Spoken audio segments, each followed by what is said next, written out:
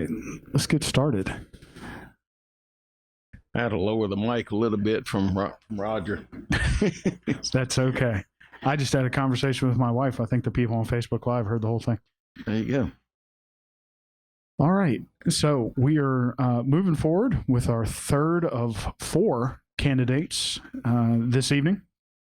Thank you for taking the time to come out. So as with the others, we'll give you, I don't know if you were here to see them. We give you 3 to 5 minutes. Sure. Introduce yourself. Tell us about yourself and why you're running. Okay. Fantastic. So my name is Wally Avara. I'm running for District 71 State Representative. I was born here in Livingston Parish. I've been here my entire life, about 6 generations of my family here. So we go way back. Our family down the French settlement all the way up into Livingston area. So I was born here. I went to school here. I went to 7th Ward Elementary, Southside Junior High, where Rogers Pope was my principal. He and I met on the second day of school. I was on one end of the paddle. He was on the other. And Denham Springs High School. So I've gone to the public schools here in Livingston Parish, and we have good schools. My wife went to Walker High School, so we was rivals. So we married 1 month after high school, and 37 years later, we're still rivals. Both my boys went to Walker, that other school, you know. So we're local here. We have family here up and down Walker South. My family's there. We know a lot of people in the parish here. I went to Technical College and graduated a degree in industrial instrumentation. Worked out in the chemical plants for 37 years. So I'm used to working with teams of people, multi-million-dollar projects, getting things accomplished, working with the Department of Environmental Quality, EPA, those guys. I worked in analyzers, so our critical equipment, stack emissions in the plants, all that kind of thing. I was working with those groups of people, constantly reporting to them and making sure the right documentation on everything, writing procedures for our guys to work with to where they could follow those environmental regulations, make sure we comply to them. I did training for 26 years in the chemical plants.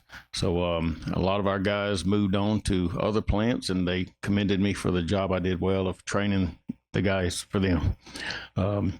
So working in the plants, I retired after 29 years in Williams Olefins plant in Geismar and started a business with my son in construction management. We do concrete work, drainage work, things like that. Local home improvement type projects. I've had a business or different types of businesses in Livingston Parish since 1989. So I've had computer businesses. I have rental properties in Livingston Parish. We teach financial classes for single moms or families that's struggling with doing a budget. We sit down with them, go through, I don't know if you've heard of Dave Ramsey, Financial Peace University. We use a lot of his materials, and we're a graduate of his classes as well. So we teach finances, teach budgeting, teach how to do more with less. And that's just our heart to do that. We do it in our church. We've done it out of our home. We enjoy helping other people be successful. That's what we do. In the plants, that's what I did. I trained people to help them to become successful, and multiple times had job opportunities to move at other places, but I was happy where I was and helping the people that I was helping to become successful. That was my greatest reward. So not been interested in politics for very long at all, maybe 8 years now. I've just been busy in the plants, working long hours, long shifts, didn't have time to dedicate toward doing anything in politics, but about the last 8 years, I've been really involved, looking, watching, and, I kind of sit back and say, I think I can do that maybe just a little better.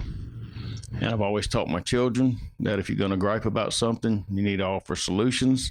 So it's time to offer solutions. So we have a bunch of them. That's basically where I'm coming from. Okay, let's jump into some questions here. One of the things that you brought up and kind of emphasized just now was that you like to train other people, make other people successful. Mm-hmm. this is kind of a high end question. I'm going to lead you into something, but how do you do that for yourself? Because as you said, you've never been involved in politics. You've never really had the time. So now it's kind of like I have to make myself a success. So how do you plan to do that with regard to a rep seat? Everything I've done 100%. My wife can tell you when I took up flying lessons, I went and bought an airplane. I mean, you do it 100%. Whatever we do 100%. You get involved, you learn, you question, you ask, you get involved with people. You ask, what do you need? What can I do to help? Everything that we've done, we've always put forth our 100% effort into it. So once I decided that I wanted to run for state representative, first thing I did is, of course, make a bunch of appointments with a bunch of state representatives that I do know. Barry Ivy, Valerie Hodges, Rogers Pope, Buddy Mincy for Senate, Rogers. But and get involved with these people and find out what's going on, where are the pulses, what are we working on, what is the good things that we're not going to finish for the next session. That was just recently finished. But what things are not going to get done and what things do we need to continue working on, because we don't want to drop the ball. So that sort of kind of prepared me for what's going on and what I can do to help. You just mentioned that you like to create solutions and that you're bringing solutions. Can you elaborate on that point? Quite a bit, actually. So we have, of course, we have a multitude of issues and problems, and you talk to 100 people, you come up with at least 99 different problems we have. So what is worth spending time on? What is important? We have to fix our state for us. We have to invite businesses to come in here. We have to have people want to stay here and work.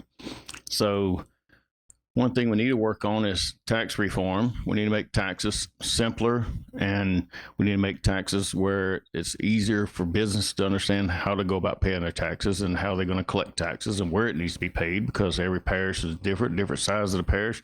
You cross roads, you have a different tax. So we have to start trying to simplify some of these things. When we do that, it makes it more attractive for businesses to want to come in here. So we have to work on fixing that. Then we can start working on our budget, state budget. We have to get it under control. It's working in the right direction, but we needed to make a lot of changes to it. And as we do that and start cutting our budgets, then we can start cutting taxes and start working on how can we make it more beneficial for people to want to stay here. Businesses, they'll want to come here, but if we don't have employees for them, it's not going to help a lot. So we're having people move out of our state. We're the slowest growing state of all of our bordering states. Even Mississippi has grown faster than Louisiana in the last 10 years. So how do we fix that? Well, one thing is going to be, we have to give, right now we tell our kids, when you get out of school, you need to get out of high school, you need to go to college. So they're thinking, okay, well, what do? We need to go to college, and they just go to college for something, right? We have TOPS, so spend the money, it's there. So now the kids are going to college, and what are they getting a degree in? Things that are not going to help them here in Louisiana many times. So they end up going to other states. So my thing is to try to get with TOPS, try to get with our programs, change it up a little bit. I'm not an inventor, I'm more of an innovator. So TOPS is a great program, but we need to fix it. We need to make it to where it's going to cover technical and vocational schools as well. We have a big need right now for nurses. It's a 4-year degree, but we need paramedics, we need plumbers, we need welders, pipe fitters, we need technicians, we need process technicians to work in our chemical plants. We need to start covering those things to where TOPS can get our children up to speed on things that we need right here in Louisiana right now. And so my goal would be to offer incentives for those jobs. That way you have kids that now they're coming out of high school and they have an idea what they might want to go to school for. And it's going to be something that's going to put them to work here in Louisiana instead of going outside of Louisiana to try to find a job. And then that's going to, in turn, start creating for the next generation to be able to go to school for something. So it's all works together to where we got to have the jobs, but we have to have the people to provide the work for the jobs too. You are a product of the Livingston Parish School System. your wife is a product of the Livingston Parish School System, and as you said, your children are as well. When you're talking about these higher levels of education and changing tops, which of course is based on performance in high school, right?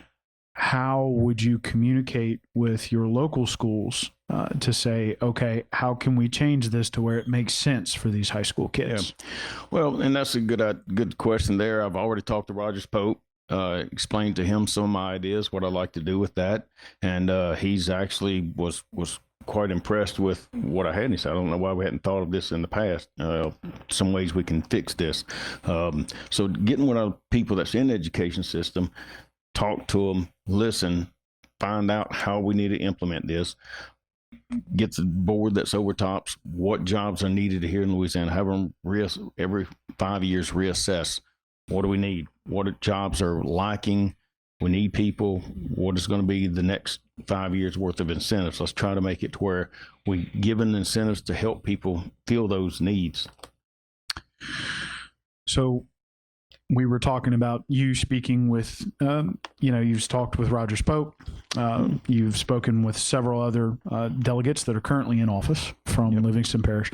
I'm sure you've also been on the street. Absolutely. And you have talked with those folks who are currently in office about the things they've been doing, the things they want to do. And you've been talking with people on the street. Do they have the same thing to say? Is it similar? I'm interested. Very similar. And my thoughts on this started pretty broad. I'm trying to think of how we can improve and make it better. And of course, it was at first, I'm transparent. It was trying to, okay, TOPS is going to provide money for these jobs that we need in Louisiana. And that was, and I bounced that off some people and that I trusted. And what do you think about it? And got a lot of feedback, yes and no. So it's like, okay, so this is not really working good, because you have a lot of kids that they worked hard for that. They worked hard for TOPS, and they think, they deserve something for their hard work. So they should be able to choose what they want to go to school for. We're saying, okay, we're not trying to tell you can't go to school for anything. We're not saying TOPS is not going to help you pay for that, but we're going to try to incentivize the people to go to school for the things that we need to feel right here in Louisiana. So talking with the people on the streets, our constituents, asking them, sharing these ideas with them, we're getting positive feedback about it. It's really been very well welcomed.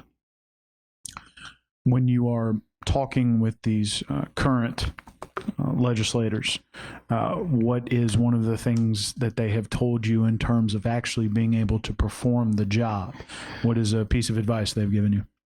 Well, interestingly enough, as they learn about what I've done out in the chemical plants, working with engineers, between engineers and process technicians, working with operations, a lot of what I'm finding out is very similar. From what I hear, what I'm learning, you're working with groups of people. You have engineers telling you how things are supposed to work, operations telling you the way they're actually working. So now you're working with 22 groups of people and trying to explain to them that your instrumentation and your analyzers is correct. And so now you got to argue with operations, and you got to get everybody working. And the whole end product is to push the product out the pipeline to start making money. And if we don't do that, none of us are winning. So we have to get everybody on the same page, working together, put our differences aside, and come together, come up with solutions very quickly sometimes, because you're talking about multi-millions of dollars going out the flare while you're discussing how you're going to fix this. So I'm used to working with groups of people and making things happen, moving along. And so as I've talked to politicians that I've known for years, they said, you got this. This is very much like what you're going to be doing. You're going to be dealing with different groups of people, making everything come together, work together to get things accomplished. And I've got that. So I'm feel very comfortable about doing that. So let's talk about some of the things you talked about with those current legislators in terms of things going forward. They've talked with you about it. They've given you an idea of some of the bills that they have put forward, some of the appropriations thereafter, that kind of thing. Sure. But you did say that one of the things you wanted to look for is what they haven't done, or some of the things they were hoping to do going forward. Having those conversations with them and talking to the people on the street, if there is a bill that you're focused on, what would that bill be? And then if you're talking about appropriations for roads or drainage, what kind of project would you be after? And if you know specifically, go ahead and give us a specific. So appropriations, where we're going to spend the money. So there's lots of needs, lots of desires. There's things already going on. The Jubin roundabout, finally getting started on that again. Of course, the Amite diversion project, the lower Amite Basin. I have a camp down in Marpaw, so I'm very familiar with the flooding problems and the drainage issues that we have down there, starting from the lake. 4 years ago, we run our boat into 6 inches of water as we was going out to the lake. It's just silted in. So we have to, and that's been worked on. Garrett Graves, I've talked to him as well. He's working on some monies to get some of that done. They're starting to work on it now. So these projects, just keeping them in the forefront. I'm very transparent. I like accountability. So projects, when they sit there for years and years and years and nothing seems to get done, somebody needs to start making some noise, and I'll be that person.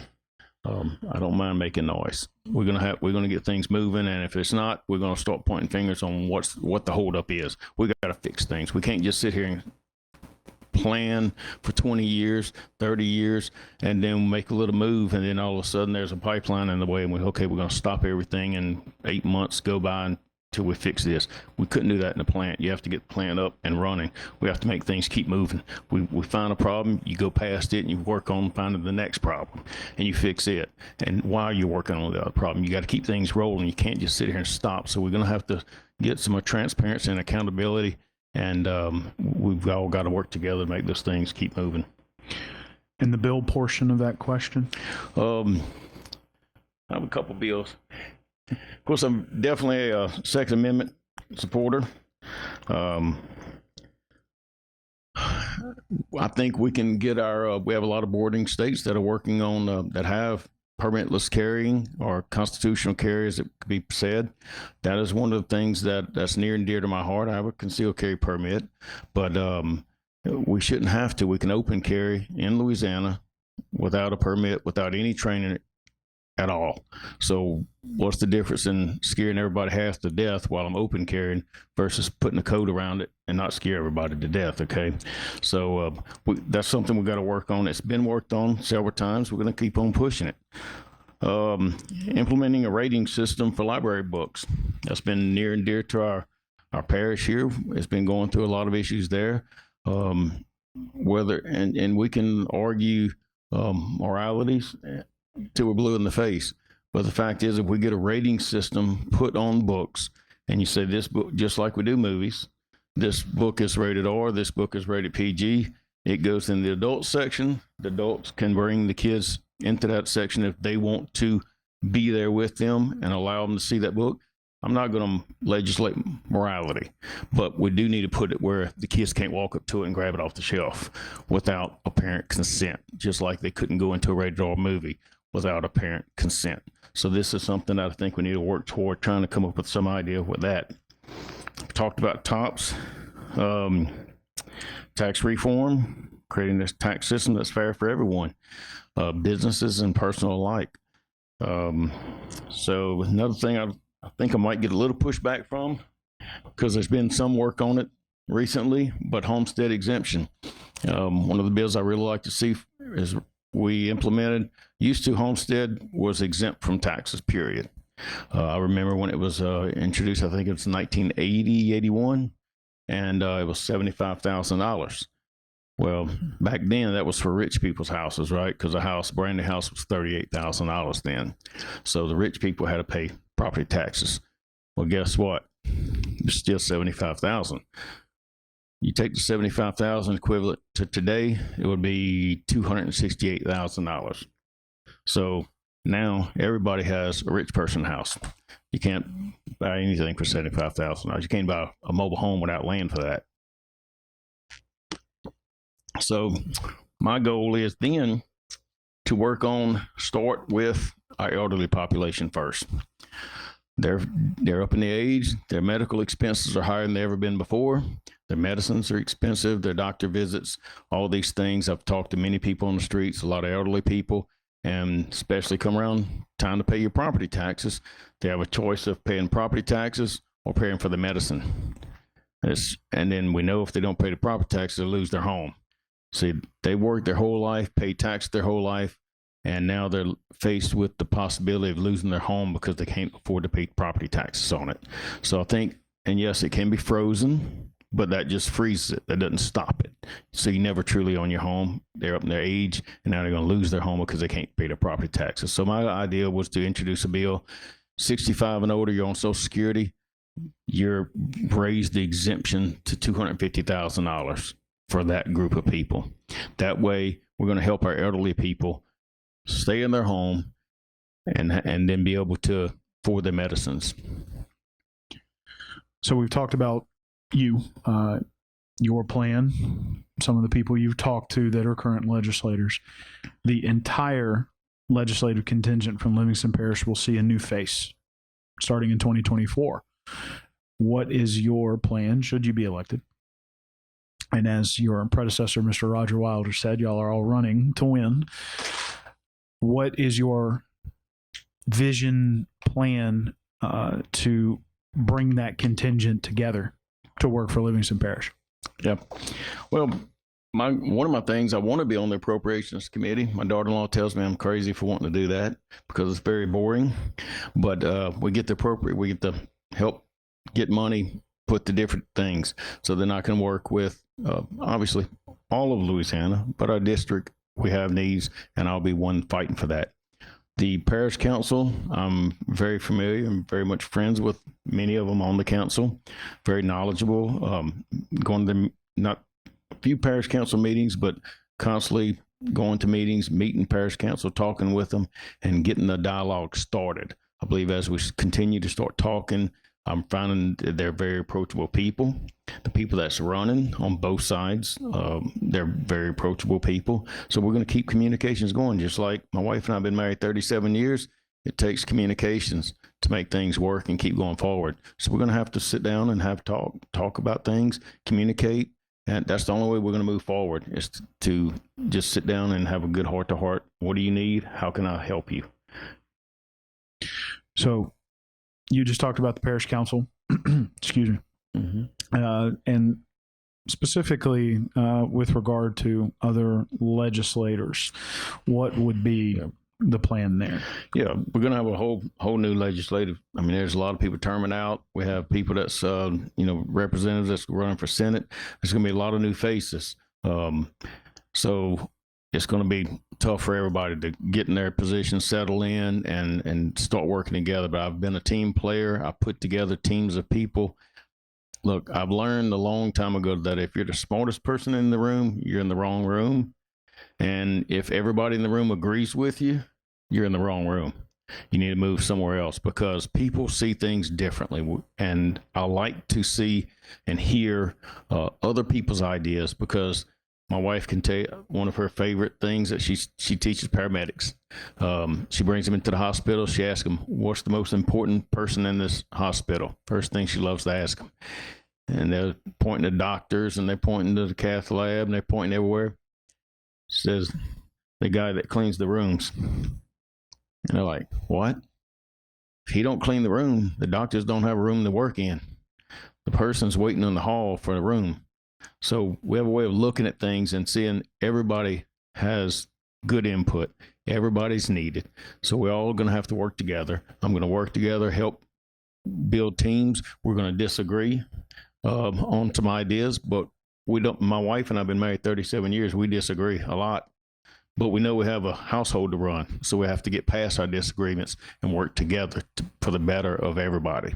So that's what I'm going to do. I'm going to work with everybody. We're going to make things happen. I believe it's going to be nice to have I believe we're going to have a Republican governor, and we're going to have a lot of Republicans voted into the House. I think it's going to help all of us work together well and make some things happen. As you've campaigned, learned some things, talked to people on the ground, you've talked to current legislators, you've basically been on the back end. You have received whatever it is the legislature in the state of Louisiana is pushing out. Right. From your perspective, what is a part of the legislative process, or it could even be an appropriations process, some sort of process up in the Capitol that you believe is broken and should be fixed? Wouldn't say broken, but bent. Okay. Could be improved. It could be improved. We definitely. So, especially with our current governor, it's more taxes. That's the solution for everything. Let's introduce more taxes. People are taxed to death. We're tired of being taxed more and more. Yes, we want our teachers to be able to get more money. Do we want everybody, the whole school board, to get more money? No, we're trying to retain our teachers. So we have to work together. We want to help everybody, and we want to retain teachers. We want to retain all these things has to happen, but introducing a new tax is not always the right thing to do. So we need to carefully decide what taxes can we start cutting back on, where can we start cutting budgets back, so that we can gain the trust of the people again, because people they're mad. Okay. I mean, they're not excited about being taxed to oblivion, and then looking at what they're getting for their money. They're not seeing a return on their investment. And if they're putting into it, they're working, eventually you're going to get a group of people that we're starting to see now, so they just rather not work. They rather just sit at home. They rather, work from home. We can't build a plant from home. We can't fix plumbing from home. We can't do a lot of these tasks that we need to do from home. So we have to get people out working, doing things, working together. So we've got to start working to cutting back on our expenses and start improving the way we're thinking about taxes. Not always the first thing to run to. Let's start learning where we can cut things. Talking Rogers Pope even about the tax for the teachers of the school system. There was money that could have been cut different places, but that would only give teachers a little bit. And there's some positions that could have possibly been cut, and that would give the teachers a little bit. Well, why didn't we do that first before we went and asked people for more money?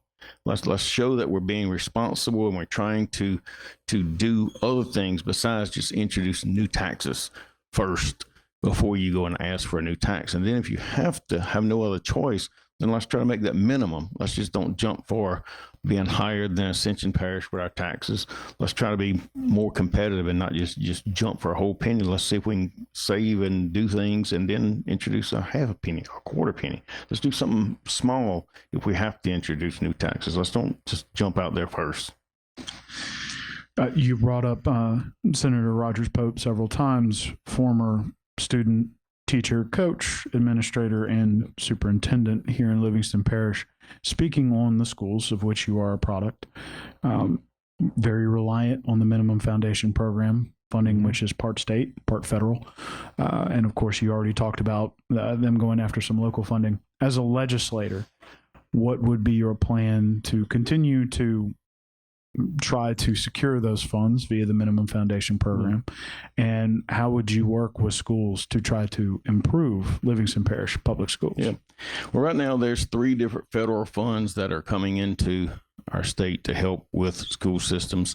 And we have a lot in Livingston Parish specifically. We have a very good school system. We're starting to train like we used to do when I was in high school for sheet metal working, woodworking, those life skills. We need to make sure we're doing that in all of our high schools. We need our high schools to teach our children life skills, things that they can use. You don't have to, when I taught computers years ago, you learn 3 or 4 basic programs, you can work any of them. They got similarities, and you can work with that. So if we teach basic life skills in our high schools, we're going to prepare them for future making decisions, buying a house, raising a family. Those things come from early education, early childhood development. We have 3 different federal sources that's in the state right now to help with early childhood development. That's one of the best things I think that we've done recently is start with our young children, developing them, and having them read by the end of third grade.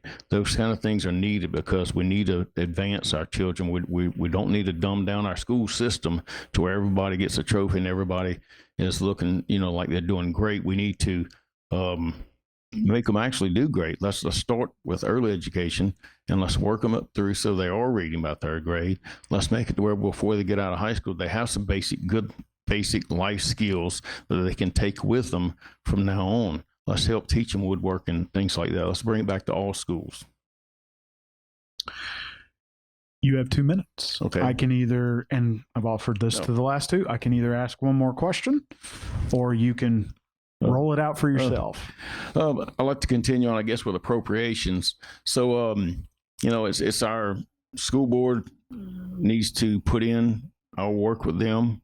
But our mayors put in for appropriations, our school boards, our police chief, fire department chiefs, all those different guys put in for things that they need to accomplish. They need money to accomplish. And that goes through, of course, appropriations committees. So my goal is to volunteer for that. If I can get on with the appropriations committees and help bring those needs and desires before the committees and help to push and get things done, get money brought into our parish. I've talked to Mayor Landry.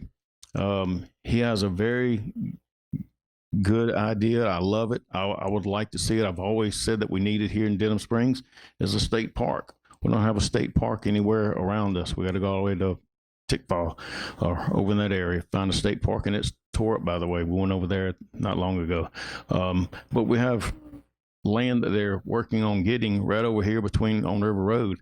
I think they have 75 acres now, and they need another, supposed to be 300 acres for a state park, but they can put in for 100 acres and help push that through.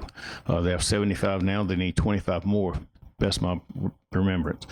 So working with people like Mayor Landry and try to help those things get pushed through so we can bring a state park here to Livingston Parish, Denham Springs area. It's going to help to give people, we have to have things to do here for our children, for our grandchildren. I've got 2 grandchildren now, and I don't want to see them move out of state. I don't want to see them go to other states and work outside and be away from us. I like to have our family local. I'm a family man. I've raised my family here. I love our family. I love our local people. So I want to keep our people here. We need things. We brought Jubilee Crossing. We have things there. We need a state park. We need some things to do here so we don't have to travel outside of our area. All right. Thank you, sir. Appreciate you taking the time. If you want to reintroduce yourself and let people know where they can get in touch with you. Sure thing. So Wally Avara for State Representative, District 71. So Wally, W-A-L-L-E-Y. Last name is Avara, A-V-A-R-A. .com. That'll bring you straight to my Facebook page now and eventually to our webpage as well. So wallyavara.com. Thank y'all. Thank you. And we're already up on 7 o'clock, so we're only going to take a quick 2-minute break, and then we're going to have our last candidate, Mr. Jim Norrid, is going to wrap us up this evening. So 2 minutes at 7:02.